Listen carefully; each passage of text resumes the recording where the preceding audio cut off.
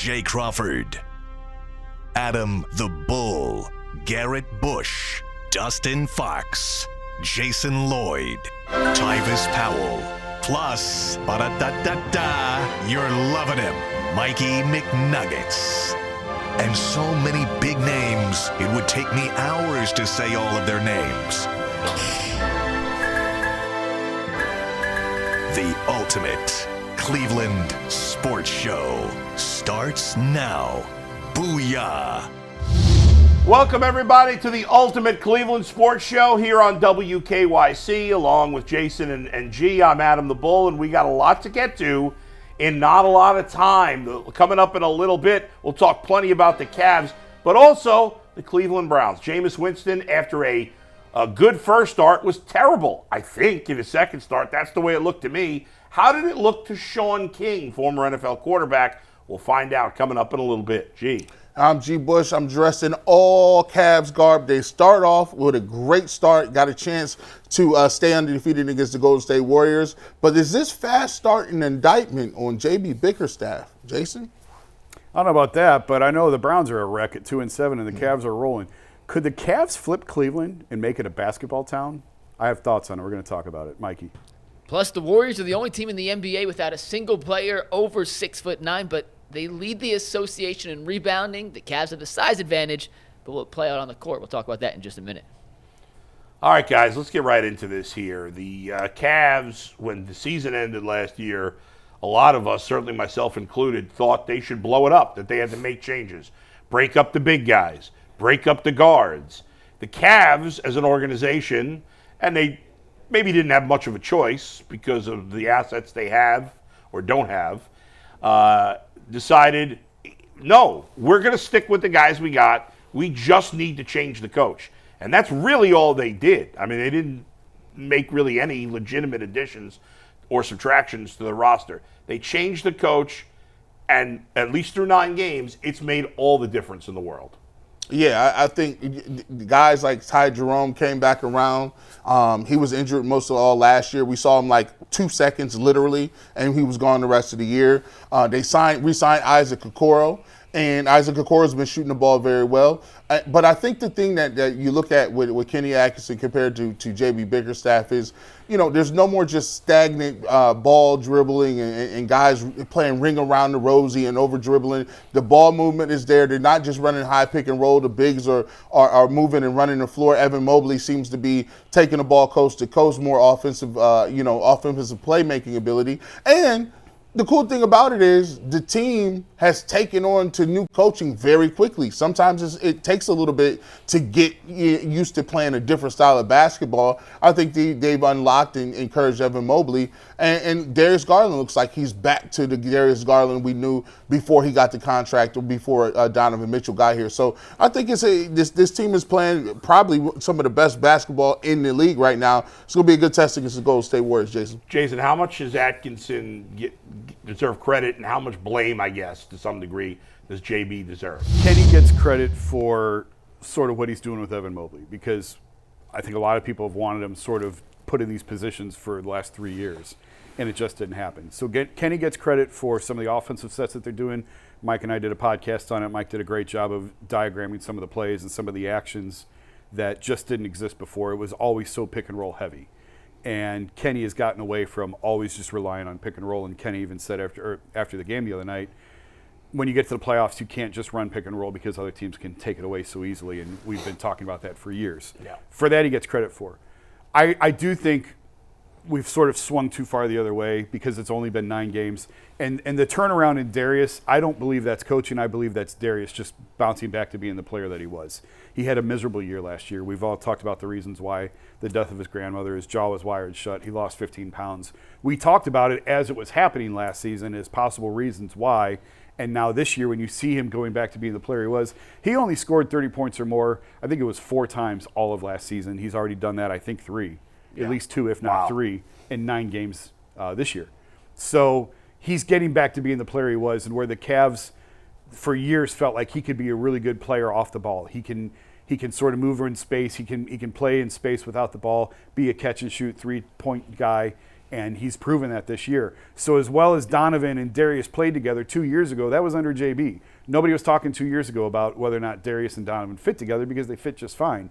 It all came up last year when Darius really struggled. So I give Kenny a lot of credit for sort of revamping some of the offense that they've done. He certainly gets credit for the Evan piece, which is probably the most important piece in all of this. The defensive principles, I think, were installed by JB. They're still there. And I do also think it's 9 games. Kenny has said multiple times we're sort of shooting over our heads right now, which happens with teams. Teams go on hot streaks. They go on tears. I do think that there will be a little bit of regression to the mean with the shooting at some point. But this is a really, really good basketball team that's playing as well as they can right now. It's never all one thing on a team or one reason why. Of course, it's not all Kenny Atkinson. And as you point out very fairly, it's 9 games. And we're at this point somewhat making sweeping judgments about a team and 2 coaches based on 9 games, which is unfair. If the way they're playing, maybe not quite to this level, but if it's anywhere close to this level for the rest of the season, then you're going to laud Kenny Atkinson even more. He's going to win Coach of the Year, and all these things are going to happen. Yeah. To this point, it looks like he has made a massive difference. You mentioned Evan Mobley. Obviously, that's the biggest thing. We've said for years, when the Cavs drafted Evan Mobley, you said he's got to be the best player on this team for them to win a championship. Yeah. You've been saying it for years. Yeah. And for the last 3 years, he hasn't looked anywhere close to being the best player on the team. Listen, Donovan Mitchell's still the best player on the team. But Evan Mobley looks like, even if he's not the best player, even if he doesn't become the best player, he's playing like an all-star. And that would be good enough. If Evan Mobley's an all-star for the whole season, the Cavs can win a championship. I totally agree. And the defense always made it so that he was never a bust. Right. He was never a bust. Right. But he just never got to that level offensively that I and a lot of other people thought he could get to. This year he's getting to that level. If you get there, they're legitimate. They're a legitimate contender. The only team in the East that can deal with them is Boston with their size. But if he wants to keep playing like this and creating offense and running the floor and shooting threes and not taking 5 or 6, but it's a couple, Cavs are going to be tough to beat. One other thing, though, I think the players, all to this point, especially led by Donovan Mitchell, deserve a lot of credit for their buy-in. That, as you know, Jason, is the most important thing in basketball, where the players have more power than in any other sport. The players have to buy into the head coach, and it appears right now that they have done that. Donovan signed off on the Kenny hiring back over the summer. He was endorsing it. Kenny had a relationship with Jared Allen and Karis LeVert before he got here, and it's all fit together beautifully. No doubt. Go ahead, Mike. Can the Cavs out-rebound the Warriors tonight? They have a massive size advantage, but the Warriors do lead the league in rebounding. What do you guys think? I don't care. The Cavs are going to out-rebound them. I said during the YouTube show, Jared Allen could have 15 rebounds tonight. I don't know who the Warriors have. This is the type of matchup. The only reason he may not have his 15 is because maybe Evan has 15 instead. Yeah, sure. But I think between the two of them, easily 25 to 30 rebounds between the two of them. Yeah, this is we talked about this, and we'll probably get to it later on in this show and other places. This is a year where if the Cavs continue to play the way they are, you're going to see Evan Mobley and Jared Allen potentially become all-stars this year. I think he's playing at a 16 and almost 12 clip right now, and he's shooting in 60-some-odd% from the floor. And he's also a great defender, just like Evan Mobley. So you may have an opportunity to see these two bigs on your Eastern Conference All-Star team as well. G's wearing off on me. They got the Duke and knee jerk. I should probably say 20 to 25 rebounds. Right, right. 25 to 30 is a little aggressive. There you go. Yeah, you know what I'm saying? I mean, that. You talk about, well, the Warriors are number one in rebounds, but have they had to deal with a pair of rebounders like this? Frankly, Probably not. So, yeah, I mean, we know Jared Allen is one of the best rebounders in the NBA. Evan Mobley, yet another part of his game that is clearly improving as his aggressiveness has improved this year. His rebounding has improved this year in addition to everything else with his game. I mean, you averaging over 8 rebounds a game when you're playing with Jared Allen, that's pretty impressive. That goes to show you the spacing. Before Jason, and I used to say the same thing last year, during the offseason, we were considering and saying, hey, can these two guys play together? Jared Allen is not a floor spacer. Evan Mobley hadn't shown the game he had this far this year. But the thing that we look at now is you're still getting 12 rebounds because Evan Mobley is playing more on the perimeter, and he's still getting the rebounds as well. It just goes to show you that with good spacing and adding some different things to your game in the summer, that those two can play together. Yeah. And I think they'll out-rebound the Warriors easily tonight. And Dean Wade, if he plays tonight, is a good rebounder as well. Go ahead, Mike. The Cavs are 9-0, have a chance to go 10-0, which would extend their franchise record start. The Browns are 2-7. We know it's a Browns town, but Jason, can the Cavs turn Cleveland into a basketball city, or is that a dream too far-fetched? I think it has to the point it's ever going to be, and I've thought this for a while.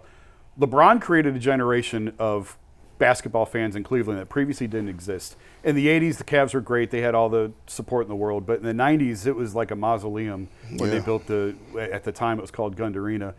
But LeBron's presence here, his arrival in 2003, 2004, and his burst onto the scene created a generation of fans that carried over after he left. They lost 26 in a row, and the place was sold out the year after he left, and they beat the Clippers in double overtime, and the place exploded like they were going to the conference finals. Cleveland, I believe, is very fortunate to have three teams in this town. It's really a city that should probably only have 2 professional sports teams. The fact they have 3 makes them fortunate, but because of the economy and just the reality where they are, it's difficult at times to support all 3. When the Browns were gone in the 90s, the Indians sold out every single night. When the Cavs blew up, Guardians now, attendance has been suppressed. They got to 20th this year, still bottom half of the league. The Guardians are a good enough baseball team, and they've been a good enough product. They should be in the upper half in the league in attendance all year. I believe the Cavs siphoned some of the attendance away. The Browns are the Browns. They're always going to be the top dog in this. That's just the way it goes. And the Cavs, since LeBron's arrival, have always probably been number 2, regardless of what's going on at Progressive Field, and that's unfortunate for them because they should have more attendance. They should have more support. But I believe LeBron created a generation of Cavs fans and basketball fans in Cleveland that has carried over and will continue to carry over long after he's gone. Yeah, the crowds at the Rocket Mortgage Fieldhouse are electric. They do well even when the team isn't expected to win a championship. I think they've taken another step, and now people are going to see as the season continues to go on, hey, they might be in the level of what the Boston Celtics are. And if they can get a big win coming up the first game, I believe later on in the month when they play the Celtics, I think that's going to add to it. I think it also helps the fact that, like you said, LeBron already brought the championship. They broke the curse. And the Cavs actually have a bona fide superstar. Like, that is on the roster, bona fide here, and the team is playing well. I do believe that the Guardians have a bona fide superstar and Ramirez. But the way basketball works, it's more visible. It's more of a household type thing. So if the Cavs can be good and this streak continues on, especially if the Browns continue where they're at, I think the Cavs can make some headway in that. The Cavs have no chance of making headway. This will never be a Cavs town. This will never be a Guardians town. We all know this. The Browns have been the most miserable franchise since '99. Probably the worst franchise in sports. They were 1-31, and we held the parade for them. You can't change. People were when they were 1-6. People, I'm done. They win 1 game. They look good against Baltimore. Hey, might go to the playoffs. Hey, they're going to the playoffs. The Browns will never, ever, ever be surpassed in this town. You all know that. Yeah, but one thing about the Cavs, the crowd that we saw in Milwaukee the other night, the crowd you're going to see tonight in Golden State, I covered the NBA for 10 years. Yeah. It's rare to see crowds that excited, sold out into the game the way that they are in Cleveland in November. It's only about 2 or 3 basketball cities that they're going to rock and roll. You got the Knicks, you got the Celtics, and you got the Lakers. All right. Mike.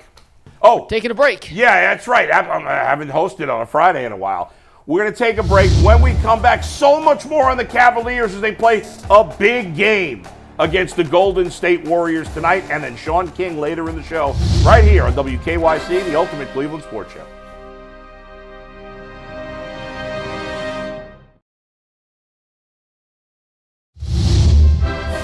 Welcome back to the Ultimate Cleveland Sports Show here on WKYC Channel 3. If you're just watching us for the first time, we are on every weekday from 11 a.m. to 1 p.m. on YouTube. Please hit the subscribe button. Guys, it's time for a game that we always love playing, or at least I do. I don't know about Jason. I know, I think, I doubt. Let's get to it. Yeah. Jason, you are up first. I love this our game. Love it. favorite game player. Yeah. The Cavs will finish as a top 2 seed in the Eastern Conference this season. Do you know? Do you think? Or do you doubt? Well, I was right in between on this, but I went with I know because I should preface this by saying I'm counting on health, right? Like you have to just assume health, that Sure. they're going to have good health. If they have good health. Coming into the season, I thought 2 teams for sure, Boston and Milwaukee were better than Cleveland. And depending on what day it was, I think I mentioned the Knicks a couple times too, but I wasn't entirely sure on them. At this point, Milwaukee's an absolute mess. They're going to make the playoffs. There might be a force in the playoffs, but they're not going to be one of the top 2 teams going into the playoffs. So that's sort of how I looked at this question was, entering the playoffs, are they going to be one of the top 2 seeds? Right now, with where they're at, I think, I still think Boston's better than them. But nobody else can you definitively say is better than the Cavs right now because they can beat you in so many ways. They can beat you shooting threes, spreading the floor and shooting threes. They can beat you going big. They can beat you defensively. They still have that in their bag from last season left over from when JB was here. We talked about that during the opening segment. They're still a really good defensive team. They're deep now. They have depth. They've got more guys coming off the bench. And we still have – there's still more to see. You know, Jalen Tyson, a rookie, maybe could work his way into the rotation here over the second half. Isaac Okoro's played better than I expected him to play. Strus hasn't played yet. Mm-hmm. Evan Mobley, of course, the biggest piece that's been unlocked in all of this.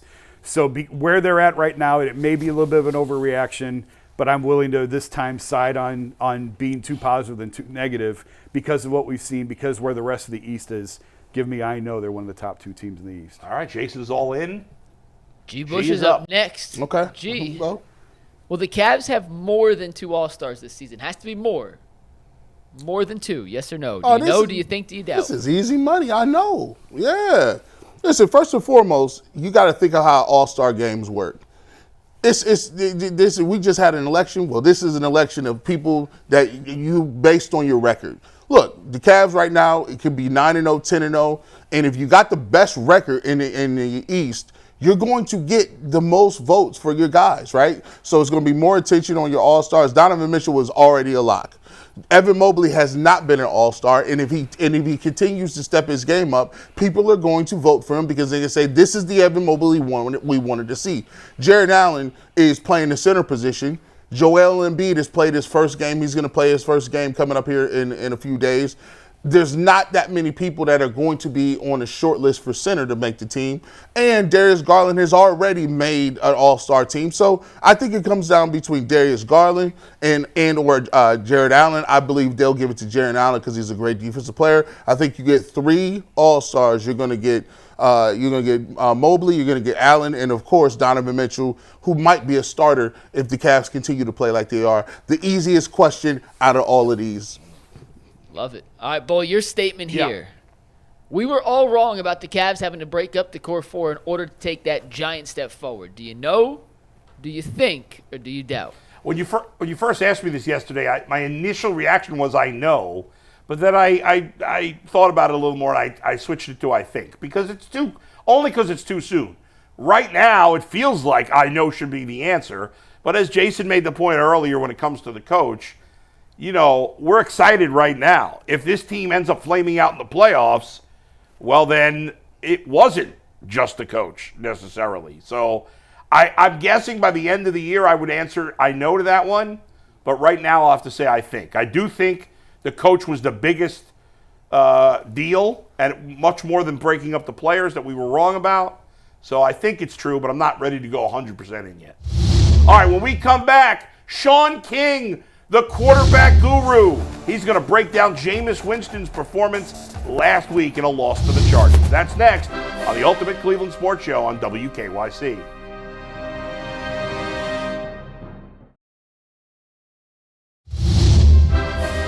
Welcome back. It's the Ultimate Cleveland Sports Show here on WKYC Channel 3.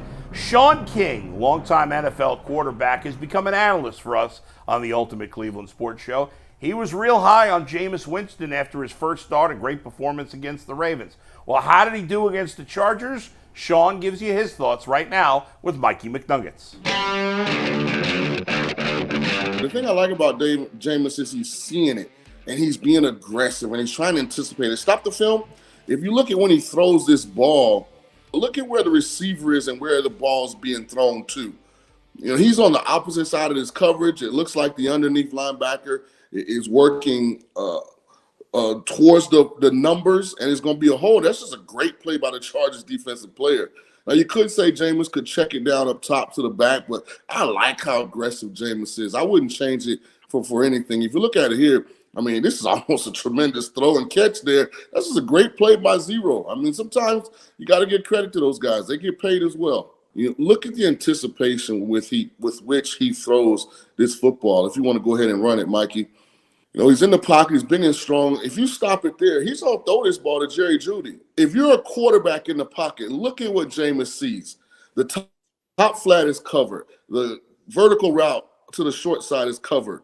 Jeudy doesn't look like he's open. There's a defender waiting. They got these two options covered as well. But watch Jameis anticipate where the hole in the defense is and find the completion. I mean, this is high-level stuff right here. This isn't easy, when you're back there playing quarterback. The Chargers are good. I'm just telling you, one thing that's consistent, you don't see a lot of Browns running wide open. You can stop it right there. I mean, he's anticipating that route coming across. That's good stuff by Jameis. If I'm coaching Jameis, I'm going to say, let's be smart here. We understand situation. We're down a significant amount. It's later in the game. They understand that we're trying to generate offense. But don't let one person's mistake, Jameis, become your problem. And here's what I mean. So offensive line, I thought, did a good job on this as we run the play. Thought the pocket was really solid. But if you put your attention on Cedric Tillman at the bottom, he's running an in-breaking route. But again, guys, this Chargers defense, man, they're pretty salty now. The corner runs the route for Tillman. He never lets Tillman get inside leverage. And because of that, I thought Jameis should have checked this ball down. I think that's Njoku on the 35. Yep. So again, they pay these guys on defense. So if you run this from here, that's just an excellent job by the Chargers cornerback. Tillman never gets inside, so that way it looks like it's a bad throw, but really it's just great defense and a bad decision by Jameis. And listen, again, I'd rather say woe than sick 'em, but in this particular situation, because the cornerback does a great job, just check it down, Jameis. See if Njoku can make a guy miss. It's better to go back in the locker room with 2 picks than it is with 3. Sean, real quick, the safety's the one that actually makes the interception. That's why I'm curious if it's a misfire or a misread. Did the cornerback just stop Tillman from getting to the inside? Right. So if you move the cornerback out of the way, then Tillman's running an in-breaking route, right? So he's going to run right into that ball. You see what I'm saying? That's where Tillman's crossing route is taking him. But because the corner never gives up the inside leverage, Tillman can't get across. You see how he ends up stopped at the top of the 20? That should be like a dig route where he's coming towards the hash. So the ball is in the right location. Great job by the corner. Bad decision by Jameis. And this is why I love Jameis, and this is why I'm such a big advocate for the Browns giving him a fair chance. When you get to the professional level and you're in a situation at the end of a game, I want guys that are still competing. A lot of guys have already just become collectors, meaning they're just going to collect that day's check. They're going to try and stay out of the way, don't get hurt. Man, look at Jameis. Jameis is still competing. He's still driving the Browns down the field. 50 seconds left. They're down 24 points. No way mathematically possible for them to come back and win this game. But watch him right here. Look at his body language. He looks just like he looked in the second drive of the game. He's in rhythm. He's on time. He's throwing a dart. That's what you want from your quarterback because everybody feeds off of that. Like, look, he's still got his eyes in the center of the field. Like, let's just watch how fundamentally sound this is from the end zone. One more time, Mike. Just the end zone view. I want you to see how solid Jameis is in every way. Look at his head. His head is right down the middle, keeps his safety in the middle, so it's truly a one-on-one situation. I'm just telling you, man, he's wired the way you want a championship caliber quarterback to be wired. He has elite fundamentals. I think if the Browns are patient and just get better around him, and had the Tillman, who's making people recognize that he's better than he was given an opportunity to showcase before. But man, for him to still be in the game, for him to still be competing, man, that says a lot about who Jameis is.